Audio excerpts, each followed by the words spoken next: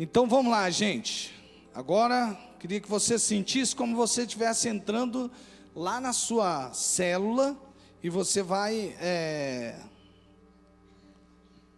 fazer uma pergunta para as pessoas que estão ali na sua célula. Então eu queria que a gente participasse, que você perguntasse para a pessoa do seu lado, que está aí do seu lado: você tem alguma coisa que você gostaria de fazer, que você não faz, com relação às suas ações e reações?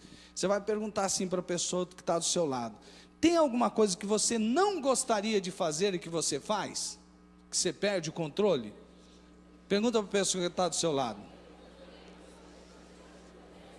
Hã?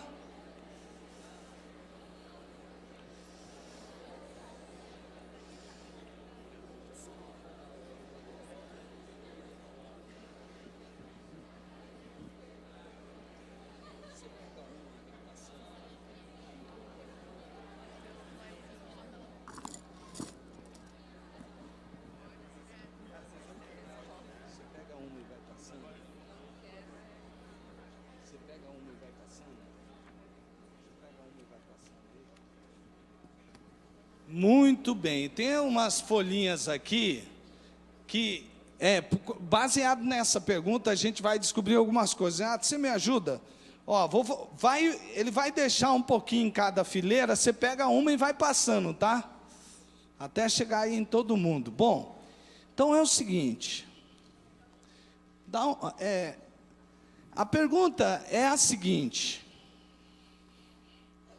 A gente já fez isso aqui uma vez, mas hoje eu queria fazer aí com papel na mão.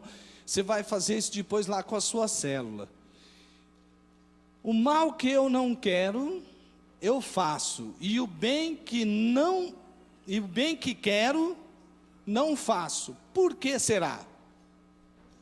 Por que a gente não faz o bem que a gente quer fazer, e o mal que a gente não quer fazer, a gente faz? Essa é uma experiência que eu já perguntei para muitas pessoas, e elas têm, assim, falado a mesma coisa, porque isso aí é o que Paulo escreveu em Romanos, no capítulo 7, no versículo 19, ele disse assim: pois o que faço não é o bem que desejo, mas o mal que não quero fazer, esse eu continuo fazendo. Olha lá o que ele disse: pois o que faço não é o bem que desejo, mas o mal que não quero fazer, eu continuo fazendo. Percebe como é que são as coisas? Eu acho que todo mundo aqui já teve essa experiência. Quer ver, ó? Quantos aqui já fizeram o que não queriam fazer? Levante a mão. E quantos aqui quiseram muito fazer uma coisa e não conseguiram fazer? Levanta a mão. Ah, bom, então isso não é uma experiência só de Paulo, né? É a experiência de muitas pessoas. Então, algumas coisas que Paulo diz que operam em nós, mesmo que a gente não queira fazer. Quer ver? As obras da carne, Gálatas 5, 19 a 21, tá bom? Quem precisa de caneta?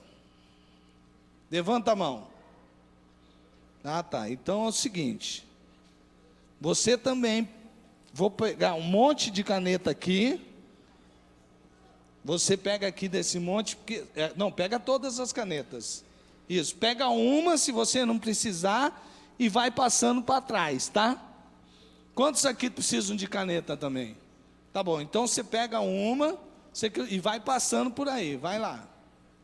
Então vamos aí. Ainda não começou o testezinho aí que nós vamos aplicar. Primeiro, a gente só vai fazer algumas coisas que são interessante sobre o que a gente não quer fazer. O que a gente não quer fazer? Quantos aqui não querem ter uma sexualidade doentia? Querem dizer não para uma sexualidade doentia? Levante a mão. Quantos aqui querem ter uma sexualidade doentia? Levante a mão. Ué. Quantos aqui não querem ter uma sexualidade doentia? Levanta a mão. Ah, bom, não querem, não, eu não quero ser doente sexual, não quero que a minha sexualidade seja doente. Lá nos versículos 19 a 21, Paulo se refere à sexualidade doentia como imoralidade, impureza e libertinagem. Imoralidade, impureza e libertinagem. Parece que nessas 3 frases, Paulo está tentando mostrar que quando você prova de imoralidade, de impureza e de libertinagem, você vai ficando doente sexualmente.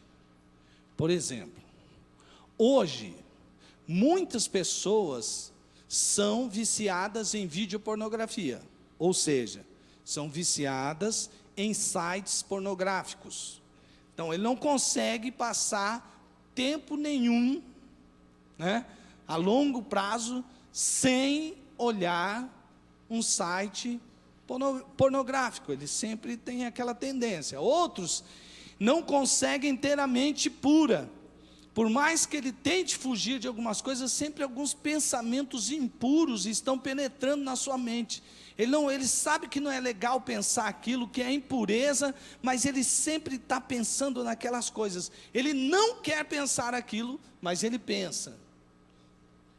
Paulo está dizendo assim, olha, o que leva os homens a cometerem todos esses tipos de impurezas na área da sexualidade, serem doentes e até chegarem mesmo à libertinagem, onde tudo pode, é resultado daquele que vive na carne. Religiosidade. Paulo diz assim, olha, muita gente tenta ser espiritual, mas o que ele segue é só uma religião, ou seja, não existe verdade espiritual na vida dele. Ele apenas está vivendo uma religiosidade. Ele tem regras de certo e errado e se esforça ao máximo para viver aquilo. Mas ele, por exemplo, não tem Deus acima de todas as coisas. Ele é idólatra. Muitas coisas estão no lugar de Deus. Deus não é o primeiro lugar na vida dele. Tem muitas outras coisas em primeiro lugar. Feitiçaria. Ou seja, ele está fingindo ser uma coisa que não é. Paulo está dizendo, olha, o que eu não quero fazer, o que a minha carne põe para fazer, causam muitos problemas sociais, muitos problemas relacionais. São, que tipos de sentimentos? O ódio, o ciúme, a ira, que provoca discórdia, né? O egoísmo também provoca dissensões, facções e invejas. Agora, dá uma olhadinha nessas palavras aí, e vê se em algum momento na sua vida, você não está tendo discórdia com alguém. Você está livre, qualquer pessoa poderia chegar e sentar aí do seu lado agora, e você a trataria normalmente. Ou tem alguém que você não gostaria que sentasse do seu lado agora. Então você está com problemas relacionais, sociais. Você se ira. Você inveja alguma coisa? Amados irmãos, às vezes a gente faz essas perguntas e as pessoas, não, sabe, eu não tenho problema com ninguém. É verdade mesmo? Você não se compara a ninguém? Você não fica falando coisas para rebaixar o outro, para você falar assim, não sou só eu o doente? Gente, isso aqui é coisa séria. E o vícios do prazer. Paulo estava colocando na lista embriaguez, orgias e coisas semelhantes. É aquela coisa, se dá prazer, eu faço. Isso eu creio que são coisas que a gente não gostaria que tivesse na nossa vida. Agora, nós vamos ler então o texto. Se você não quer viver segundo a carne, você precisa viver no Espírito. Vamos ler todos juntos o texto? Vamos lá? Leiam. Por isso,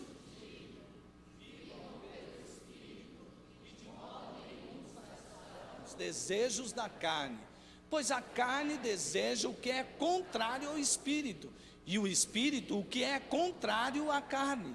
Eles estão em conflito, um com o outro, de modo que vocês não fazem o que desejam. Está vendo? Então existe um grande conflito O conflito da carne contra o espírito. Por isso que quando a gente fala aquelas coisas antes, você diz, eu não quero nenhuma dessas coisas presentes na minha vida. Mas, a hora que você vai fazer uma avaliação mais profunda, você percebe que o mal que você não quer, você está fazendo. E o bem que você tanto quer, você não consegue. Por quê? Porque é uma luta entre a carne e o espírito. Então vamos lá, aí o texto está dizendo, vivam pelo Espírito e de modo nenhum satisfarão os desejos da carne. Gente, como é que é viver no Espírito? Como é que é andar no Espírito? Antes de responder esta pergunta, nós vamos fazer os testes que estão aí. Vamos lá? Primeiro, olha lá, diga assim comigo, o discípulo de Jesus produz o fruto do Espírito. Quantos discípulos de Jesus nós temos aqui? Amém, isso aí. Então, galera, é o seguinte, nós vamos trabalhar agora bastante com esse lance. A gente vai fazer uma sondagem profunda na vida da gente. E a gente vai perceber o que a gente não está legal. E depois nós vamos voltar no começo e perguntar, como é que eu vou viver e andar em espírito? Então vamos lá? Vamos começar. Mas o fruto do Espírito digam as 3 primeiras palavras do fruto do Espírito, vamos lá. Amor, alegria, paz. Quais são as 3 palavras? Amor, alegria, paz. Amém, depois eu volto para o versículo, tá, gente? Então, qualidades interiores, são essas que estão mais ligadas ao seu coração, ao que está lá por dentro de você. Ou seja, amor, alegria e paz.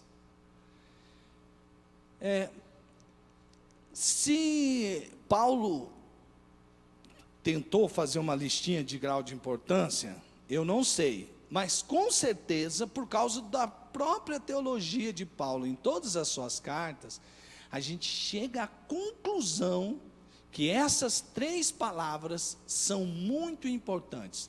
Talvez a primeira palavra, o amor, seja onde todas as outras virtudes estejam sendo plantadas, sejam tratadas. Então, gente, amor. Sem o amor, não há mais condições de você ter o fruto do Espírito na sua vida. Você pode dizer assim, são frutos do Espírito ou é o fruto? É o fruto do Espírito. É como se fosse uma polcã, uma tangerina, uma mexerica com vários gomos. É uma só, mas tem vários gomos. E aqui nós vemos amor, alegria e paz. Agora pega a sua folhinha com a sua canetinha e agora faça os testes sobre amor, alegria e paz. Vamos lá. Você tem tempo, pode fazer.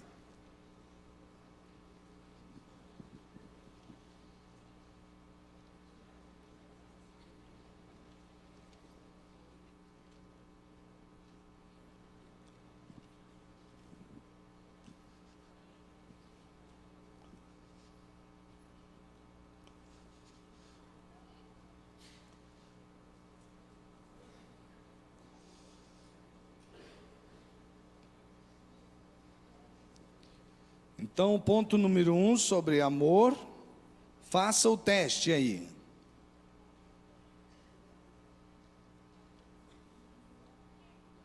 Você vai colocar uma nota para cada item. Aparece primeiro parênteses, depois aparece o que você vai dar nota. Por exemplo, cultivar amizade em que não exigimos nada em troca. Aí você vai pôr a nota ali nesse parênteses que aparece na frente. E assim por diante. Coloque a nota. Vamos ver como é que está você com relação ao amor. Está fazendo?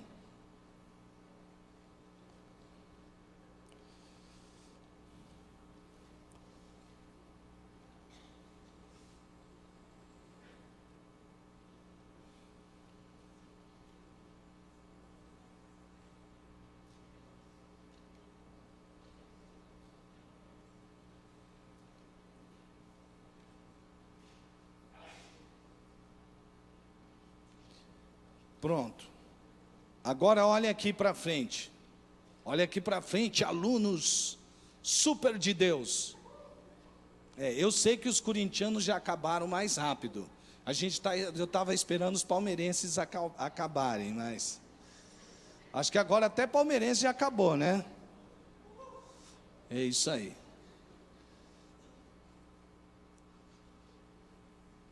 Veja só, o amor, ele consiste em doar e perdoar. Olha aqui, amor. Encarnação de Cristo, doação, ou seja, ele doou-se a si mesmo. Morte na cruz, perdão dos nossos pecados. Jesus é o maior exemplo de amor. Você não dá para conceituar inteiramente o amor. E amor, amados irmãos, não é simplesmente um sentimento. Eu gosto tanto dessa pessoa, por isso eu vou fazer o bem. Não, não. Jesus Cristo morreu por justos e por injustos. Quer dizer, não tem nenhum justo por qual Jesus deveria morrer mesmo, né? Todos somos pecadores, mas mesmo assim, Ele nos amou. E veja só, então, que o amor nos leva a doar e perdoar. Mesmo que o outro não mereça, seja um sacrifício para nós ou por obediência, mandamento. Você já viu a nota que você chegou? Então vamos passar adiante. Vamos embora? Agora vai lá. Qualidades interiores, agora vem a alegria. Agora pega a sua folhinha, número 2. Alegria tem o poder de transformar o ambiente. Leia isso e responda, depois lá no fim, o teste da alegria. Responda com sinceridade as perguntas que estão aí, para você fazer um teste com você mesmo. Vamos lá, pode fazer.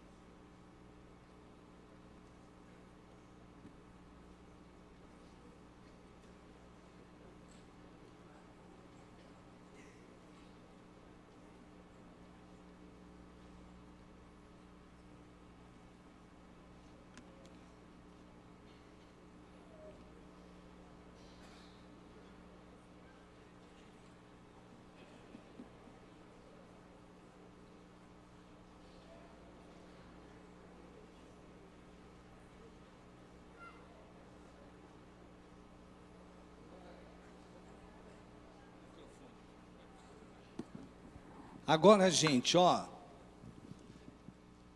presta atenção aqui. Dá uma olhada se o seu conceito de alegria não está fora do lugar. Então, por exemplo, se você recebe uma notícia boa, cara, sabia que aquele dinheiro que era para ser depositado na sua conta por aquele trabalho que você fez, estava demorando para sair, acabaram de depositar, glória a Deus, aleluia. Claro que a gente tem que se alegrar, né, de receber alguma notícia.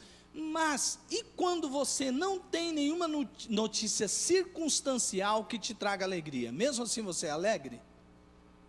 Olha só o que está escrito ali, Espera aí, eu apertei aqui sem querer, né? Parou aqui o lance aqui. Ixi, quando o mundo cai, nossa Senhor Jesus Cristo. Olha, veio aqui, Aí. Agora eu acho que foi. Agora eu vou achar, passou, isso, passou. Amor, alegria, paz. Vou achar, peraí, gente. Vamos lá. Então, a alegria, o que é? Você fez o teste, agora ouça isso aqui, A palavra alegria está ligada àquele termo no grego, autarkes, que literalmente significa autossuficiência. Não como alguém que não precise de Deus, não é isso. Mas de alguém que não necessite de bens materiais para ser feliz. Essa ideia Paulo tirou da filosofia estoica, que era para ajudar as pessoas daquela época que conheciam essa filosofia a entender. Por exemplo, Sócrates disse: aquele que se contenta é o mais rico, pois a autossuficiência é a riqueza da natureza. Feliz é o homem que, em quaisquer circunstâncias em que se encontre, sente-se feliz. Sêneca. Agora, gente, vamos ser sinceros. Deixa Deus falar com você aí. Depois, no fim, a gente vai fazer algo que eu creio que Deus quer derramar, algo muito especial na noite de hoje sobre nós, e nós vamos sair daqui vencendo muitas coisas e provando um caminho excelente. Veja só, amados, o melhor lugar para você qual é? É o lugar onde você está, deveria ser. John Maxwell, num dos seus livros, ele conta a história de alguém que vivia mudando de cidade. E eles criam em Jesus, e eles trabalhavam com futebol americano, e ele foi conversar com essa irmã. E ela disse assim: não, a melhor cidade que eu já morei, e ela citou o nome da cidade que ela estava morando, se não me engano era Atlanta. Aí ele disse: ah, é? Aí o marido dela falou assim: ela sempre diz isso, onde ela está morando é a melhor cidade do mundo para se morar.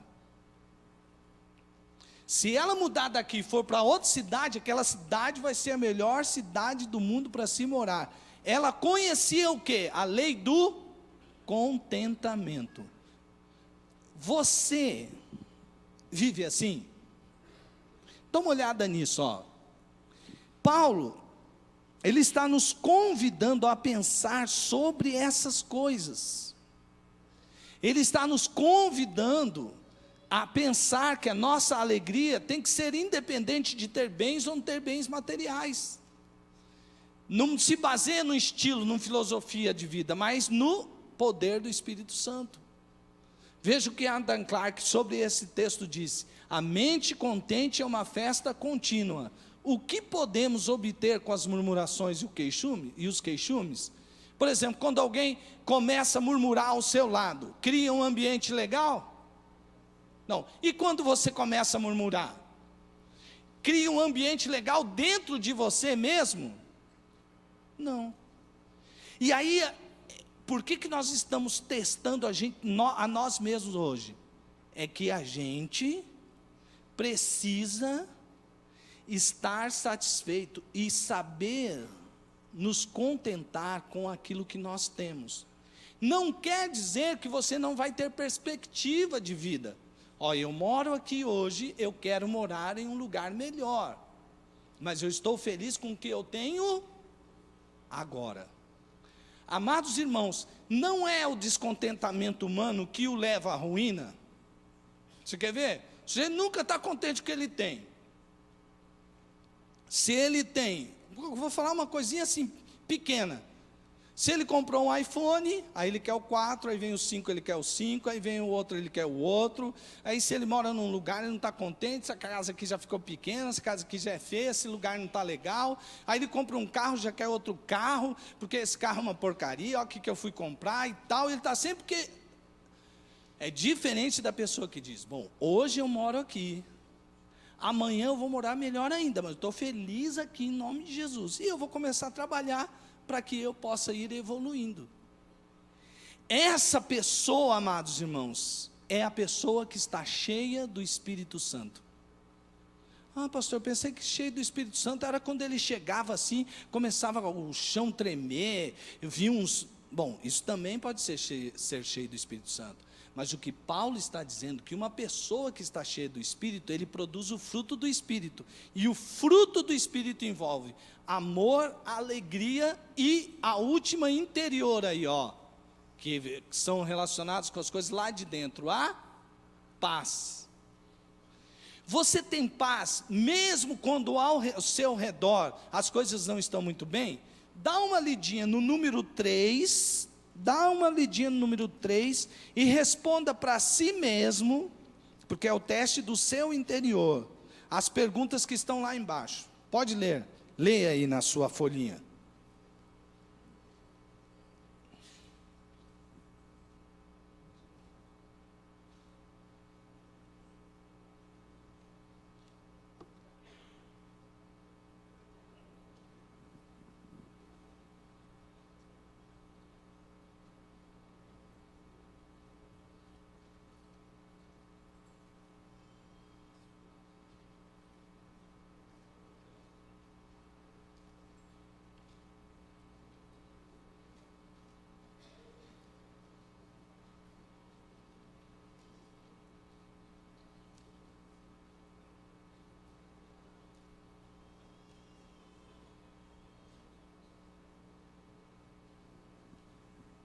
Muito bem. Você já leu e já viu as perguntas aí. Agora, faça um teste no seu interior. Você diria que você está andando mais na carne ou no espírito? Agora eu vou voltar um pouquinho. Eu vou voltar aqui os slides um pouquinho. Lá no começo. E você vai ver quando a pessoa está na carne, o que ela produz? São coisas ao contrário disso. Peraí, eu estava indo para frente, né? São coisas ao contrário. Veja, amados irmãos, que a carne, ela produz vários tipos de problemas sociais. Veja aqui, ódio, discórdia, ciúmes, ira, egoísmo, dissensões, facções e inveja. Quem tem paz interior, não é a paz que vem segundo as circunstâncias, mas a paz do Espírito que está dentro de si, então ele não vai produzir isso aqui. Porque quando alguém está em paz, suficientemente em paz consigo mesmo, as coisas que estão ao seu redor não o tiram o domínio próprio, que é uma coisa que depois a gente vai vendo que vai vindo. Não tiram. O que está ao seu redor tira a sua paz? Você começa a brigar no trânsito, começa a xingar. Se uma pessoa se irrita com você, você também se irrita com as pessoas. Comigo não, ninguém vai passar por cima de mim aqui não. Né? Às vezes a gente ouve até alguns líderes evangélicos dizendo assim, se gritar eu grito também, mas é uma coisa assim que tem gente que grita tanto, que eu falo assim, gente, onde é que cabe o Espírito aqui em tanta gritaria? Assim, não estou falando de gritar, às vezes de você soltar a voz e buscar a Deus, aclamar ao Senhor, não. Porque a paz é o primeiro fruto que se observa após o perdão dos pecados. Quem está cheio de culpa fica sempre irritado. Quem está cheio de culpa quer que o outro também seja culpado. Um relacionamento correto com Deus deve ter fruto no relacionamento correto com o próximo. Se eu estou em paz com Deus, com certeza isso vai produzir uma paz com os meus irmãos. Eu achei muito interessante isso, queria ler para você, olha só. Há um contraste das obras da carne com o fruto do Espírito. Neste sentido, especificamente no que diz respeito ao interior. Quando o homem está na carne, ele está predisposto a brigas, dissensões, facções e outras coisas semelhantes, porque o seu interior não está em paz. Quando este homem é justificado diante de Deus pela graça, mediante a fé, a paz de Deus, que excede todo entendimento, ganha sua vida, produzindo assim relacionamentos saudáveis, tanto para com Deus, como com o próximo. Isso é paz de espírito. Agora nós vamos lidar com os relacionamentos saudáveis nas áreas que o fruto do Espírito produz. Essas palavrinhas aqui, longanimidade. Longanimidade, o que é longanimidade, gente? A palavra mesmo já diz, o que é longanimidade? É um ânimo, só foi boa, é um ânimo longo. É um ânimo longo. A pessoa não perde o ânimo, inclusive para ter paz com o outro, rapidamente. Ele sempre é uma pessoa que está disposta a andar a segunda milha. Olha só, benignidade. Benignidade é aquilo que vem daquele que tem um caráter bom. Ele é do bem, ele é benigno. Quem é benigno produz um fruto, que é a bondade. Ele cita a palavra fidelidade, que vem a palavra que está ligada à fé. Fé é fidelidade. E mansidão, que está ligada ao domínio próprio. Agora pega a sua folhinha. Isso aí é para você trabalhar, que daqui a pouco nós vamos fazer um trabalho espiritual. Buscar mesmo a Deus, para a gente resolver essas paradas aqui com Deus. Pega a sua folhinha e lê o ponto número 4, que vai falar sobre as palavras longanimidade, benignidade e bondade. Dá uma lidinha nisso. Se questiona.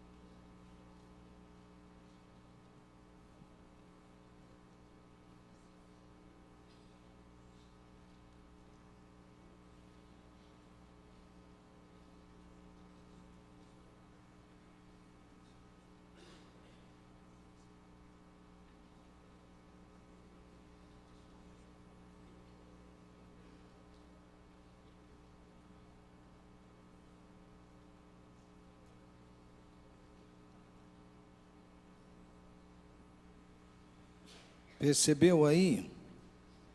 A benignidade, ela também se contrapõe à inimizade, que era uma obra da carne. A bondade, ela é aquela que é o efeito de quem é benigno, né? Então, isso faz com que você trate as pessoas com o espírito de bondade.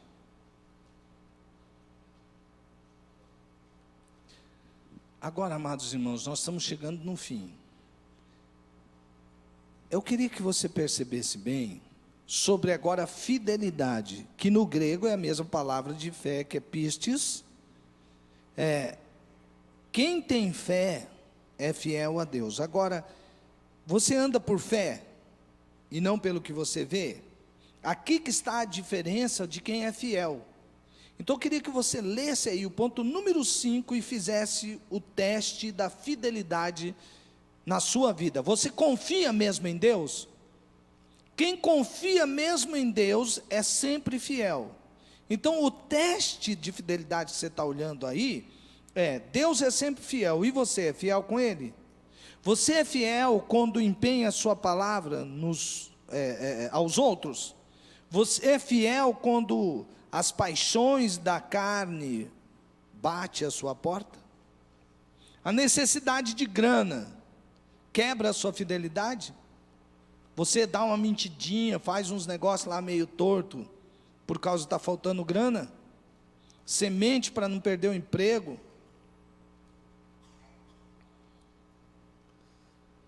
E por fim vamos para o mansidão ou humildade, brandura. Isso quer dizer disposição de se submeter a Deus.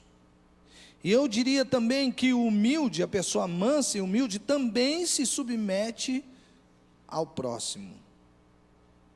Leia isso daí e veja lá, faça na sua cabeça aí o que você acha que é humildade, o que é falsa humildade.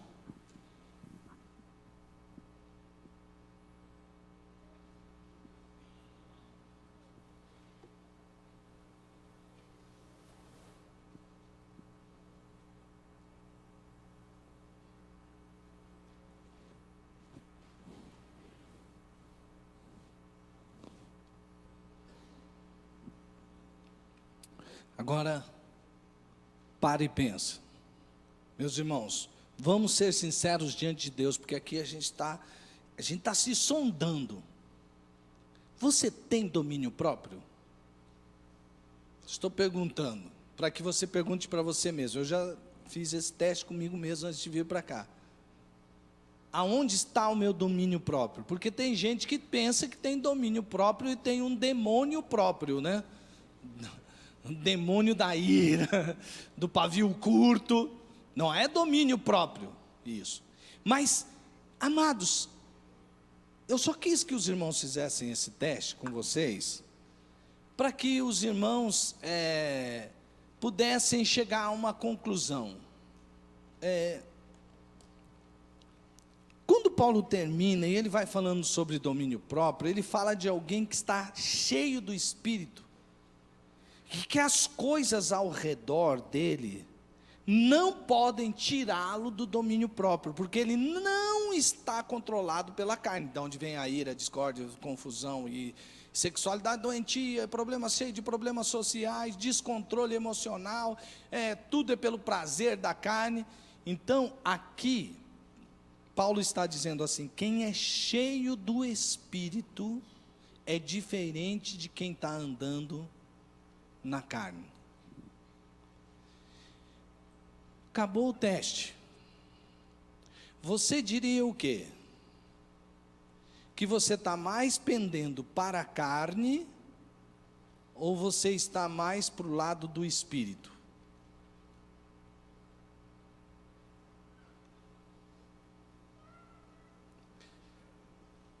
Agora vem a pergunta: como é que eu ando no Espírito? Como é que eu não faço todas essas coisas? Veja o que está escrito em Gálatas 5, 24 e 25. Os que pertencem a Cristo Jesus crucificaram a... Os que pertencem a Cristo Jesus crucificaram a... com suas e os seus... Você está cheio de paixão e desejo?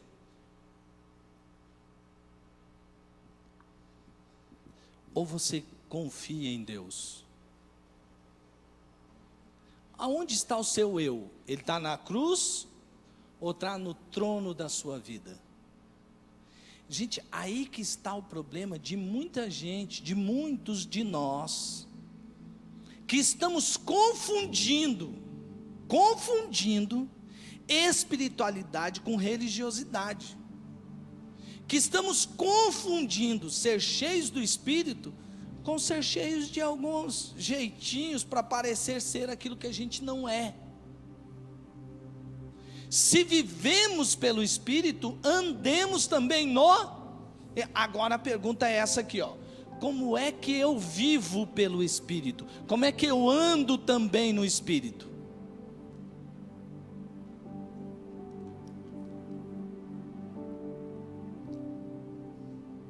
Quando que você acha que você faz o que você não quer? Quando você está na carne ou quando você está no Espírito?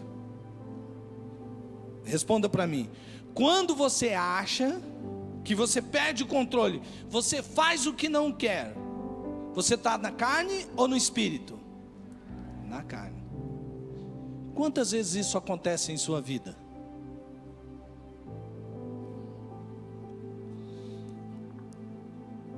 Amados, nós vamos orar agora e eu queria convidar você a realmente crucificar o seu eu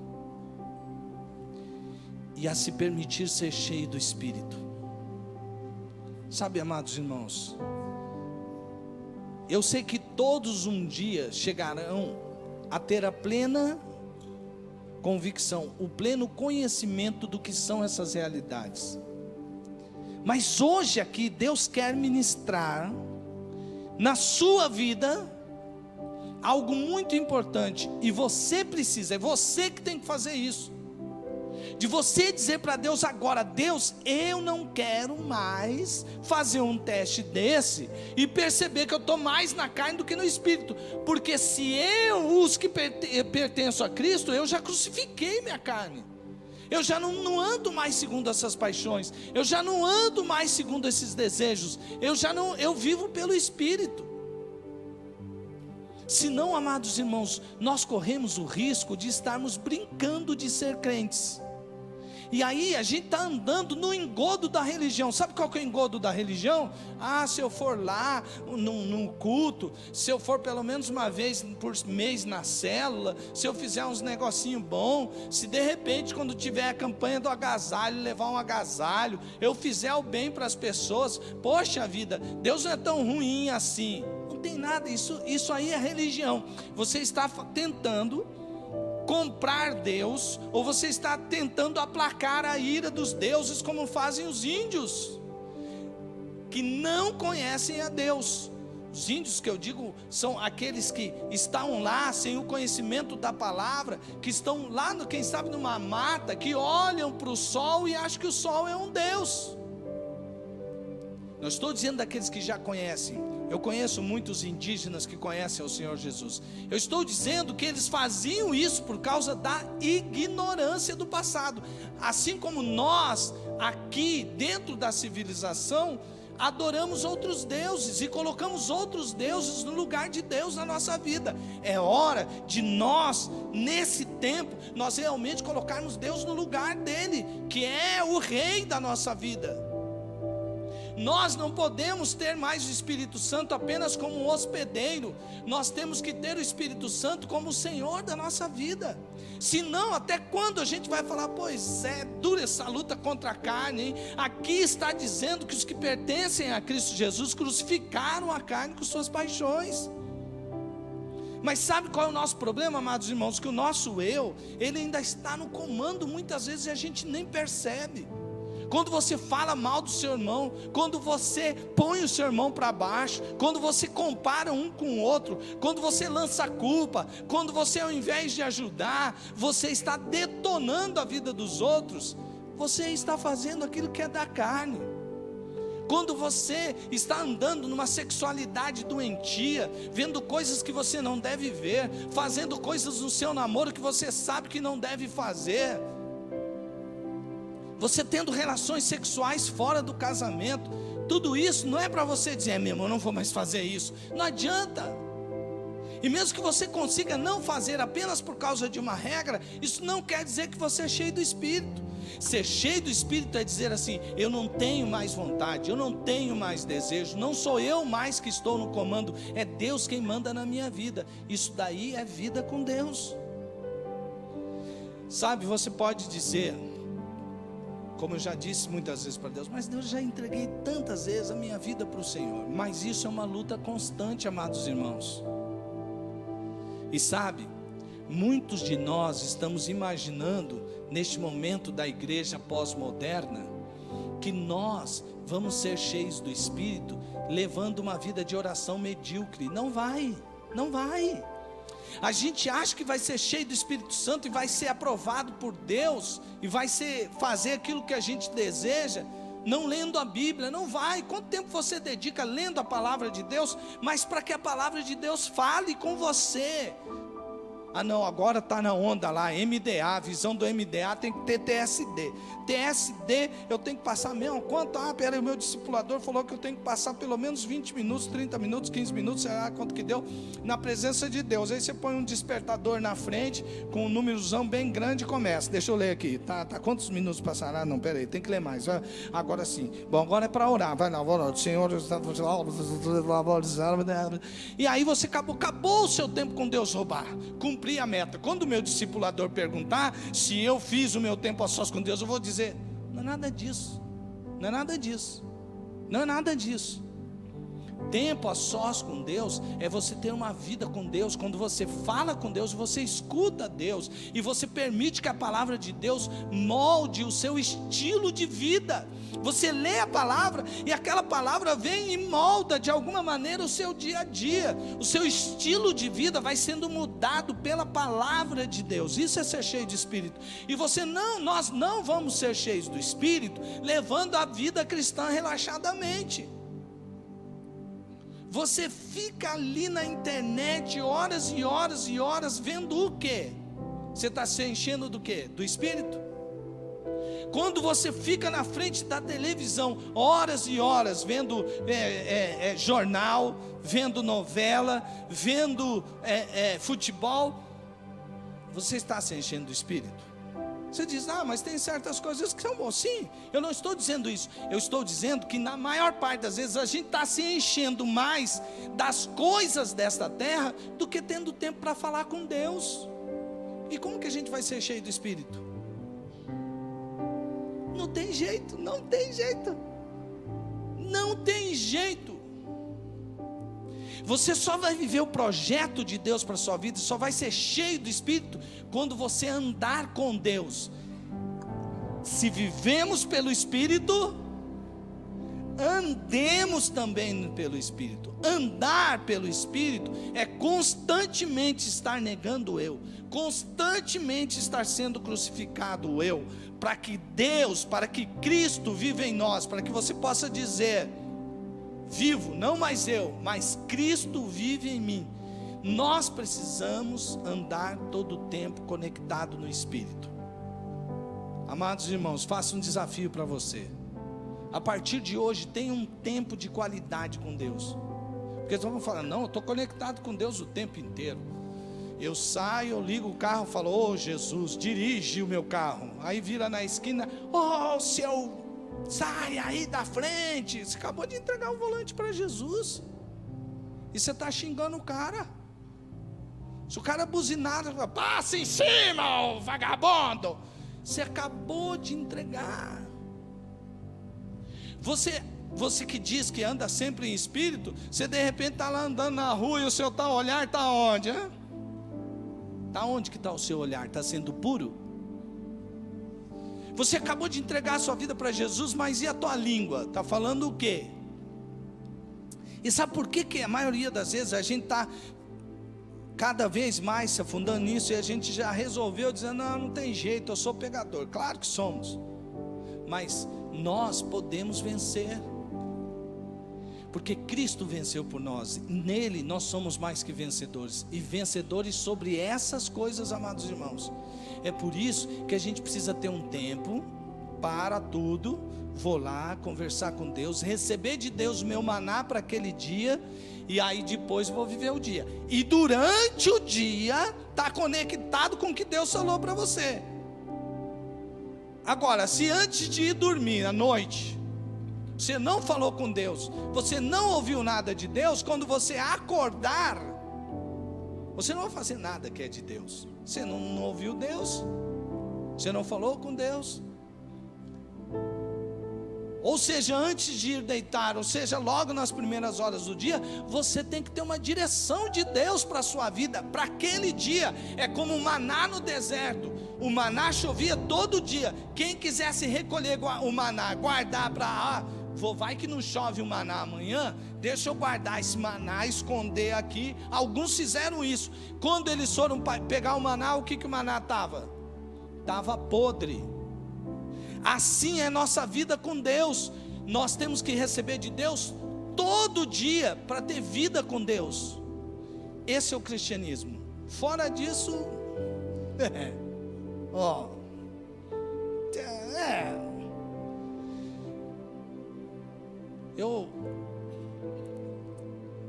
eu conversei com o pastor Gilson, assim, que fico assim às vezes receoso com algumas coisas que eu ouço. Eu não fico discutindo, debatendo, nem entro em Facebook, em rede social nenhuma. Procuro guardar sempre minhas opiniões com relação, talvez até esteja errado com relação a isso, mas eu não dou minha opinião usando nomes e falando contra as pessoas, porque eu acho que isso é carnalidade também. Mas eu fico preocupado quando eu ouço algumas coisas, tanto de um lado como o outro, que nós estamos fugindo da simplicidade do Evangelho. Os caras hoje já estão com medo de falar em céu e inferno, em dizer o que é pecado, o que não é pecado. Pode ver, tem uma linha dessa por aí. Medo de ser antipático. Você já viu Jesus com medo de ser antipático? Jesus falou uma vez, ele pregou o sermão, falou tudo que tinha que falar, todo mundo foi indo embora, vazaram, enquanto ele estava multiplicando os pães e tal, curando pessoas, estava todo mundo junto. Aí eles começaram a vazar. A hora que Jesus começou a falar sobre a ética do reino de Deus, só ficaram os apóstolos, e Jesus vira e fala assim: vocês também não querem ir embora? Jesus estava preocupado com a sua aceitação popular? Claro que não. Ele sabia que nenhum se perderia, mesmo ouvindo a verdade de Deus. Nenhum vai se perder. Nenhum vai se perder por a gente dizer a verdade, com amor. Mas o que acontece hoje é que nós estamos vendo um evangelho tentando ser simpático. Não bate assim, não bate daquele jeito. Não, o que é, o que não é, não é. Jesus disse: as minhas ovelhas ouvirão a minha voz e me seguirão. Gente, nós precisamos viver um evangelho autêntico, onde a gente leve a sério conversar com Deus, conhecer a Deus na intimidade. Rafael Fogaça, pastor, pregou aqui no sábado passado sobre Marta e Maria. Marta é a expressão da religiosa, da que queria cumprir as tarefas. Maria é a expressão da espiritualidade. Ele estava aos pés de Jesus. É para lá que a gente tem que ir. Vamos ficar em pé, irmãos. E agora, eu quero convidar você a orar. Onde você está? Lembrando do teste que você fez agora. Em nome de Jesus, faça isso. Lembre do teste que você fez agora. E você vai começar a orar. E você vai começar a pedir a Deus, dizendo: Deus, eu não quero mais ser carnal. Feche seus olhos. Converse sério com Deus. Diga: Deus, eu não quero mais ser carnal. Deus, eu não quero mais ser carnal. Deus, eu não quero mais. Eu não quero mais. Diga para Deus. Diga para Deus que você não quer mais ser carnal.